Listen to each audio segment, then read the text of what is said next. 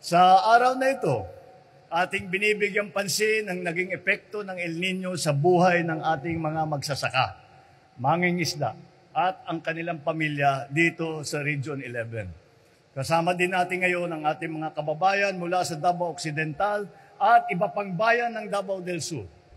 Batid natin na ang tagtuyot ay hindi lamang nagdudulot ng matinding pinsala sa ating mga sakahan at palaisdaan.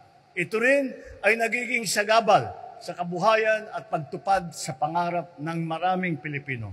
Kaya't sa masisipag natin mga magsasaka at mangingisda, kayo ay nagsisilbing tagapangalaga ng sektor ng agrikultura. Kayo rin ang bumubuhay sa inyong mga pamayanan dahil sa mga pagkaing inyong hinahain sa hapag ng bawat tahanan. Kaya naman, minabuti namin pumarito ngayon upang ipaalam sa inyo na hindi namin kayo pababayaan. Ang pamahalaan ay nandito at laging handang umalay at magbigay ng tulong, lalo na sa panahon ng kagipitan.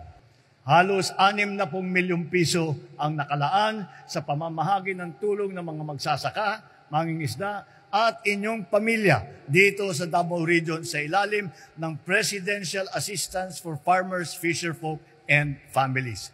Kasabay pa rito, ang DSWD ay magbibigay ng 10,000 bawat isa sa 10,000 piling benepisyaryo sa probinsya. Ang DOLE naman ay magkakaloob ng higit 2 milyong piso na halaga na tulong sa halos 300 benepisyaryo ng DOLE Integrated Livelihood Program at karagdagang halos 3 milyong piso sa lagpas 600 benepisyaryo ng TUPAD Program. Samantala, ang DTI ay magbibigay ng gabay at puhunan upang magkaroon kayo ng pagkakakitaan habang hinihintay ninyo ang susunod na panahon ng pagtatanim.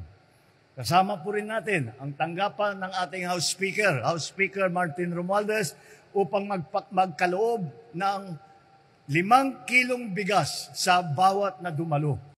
Alam ko po na ang prioridad ng pamahalaang panlalawigan ng Davao del Sur ang patatagin ang mga sektor ng infrastruktura, kalusugan, kabuhayan, turismo at agrikultura.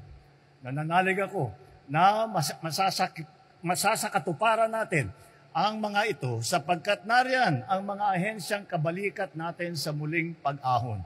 Asahan po ninyo, tututukan po natin upang makapagbigay ng bagong pag-asa sa inyo at sa mga susunod pang henerasyon. Mahalaga ang pagkakaisa ng bawat Pilipino para sa mas mabilis at epektibong tugon sa El Nino at upang mapaghandaan ang nakakaambang panahon ng La Nina. Sa ating sama-sama na pagkilos, nakakatiyak ako na makakamit natin ang isang masaganang bukas at ang bagong Pilipinas na matagal na nating pinapangarap.